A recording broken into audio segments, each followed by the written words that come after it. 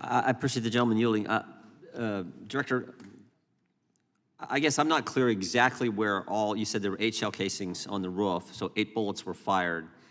We obviously know that Mr. Compratore lost his life. Two other rally goers were injured, seriously injured, and then the one that hit President Trump.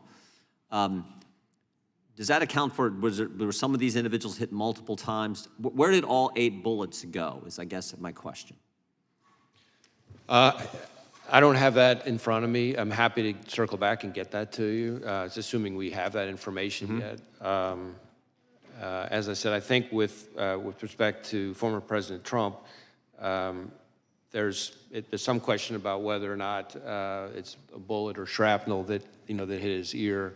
So it's conceivable. Although, as I sit here right now, I don't know whether that bullet, in addition to causing the grazing, could have also landed somewhere else. But I believe we've accounted for all of the shots and the cartridges. So let us get that. It's my understanding that the very first one was the one that hit the president. Is that the very first shot, or is that not accurate? I don't, as I sit here right now, I don't know the answer to that. I believe we know the answer to that. I just don't have it in front of me. Okay, okay.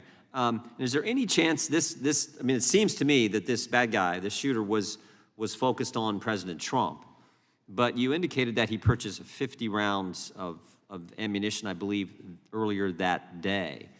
Do you have any indications thus far in your investigation that in addition to going after and trying to assassinate the former president, he was also looking to do a lot more damage to other individuals? That's a hard question to answer. What I would say is I agree with you that his preparatory activity is what we've seen so far, the limited information that has been relevant and interesting about his preparatory activity does seem to be that he had settled on former President Trump as a target and this rally as his moment to try to take a shot. In addition to the 50 rounds, of course, you have the issue of these explosive devices. Right. And so what else he may have had in mind is something that I think is very much of an open question. On the one hand, you have these explosive devices, including the one still back in his home that wasn't in quite the same stage as the one in the the ones in the vehicle. But he clearly had those explosive devices for some reason. And so we're trying to figure that out.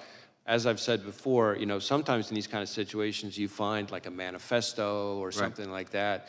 It's frustrating to us, and I'm sure frustrating to you and the American people, that we haven't found anything quite like that. We'd love to have a roadmap that tells us exactly what he was thinking. We haven't found that yet. Doesn't mean we won't. We're looking all over the place, and we're going to leave no stone unturned.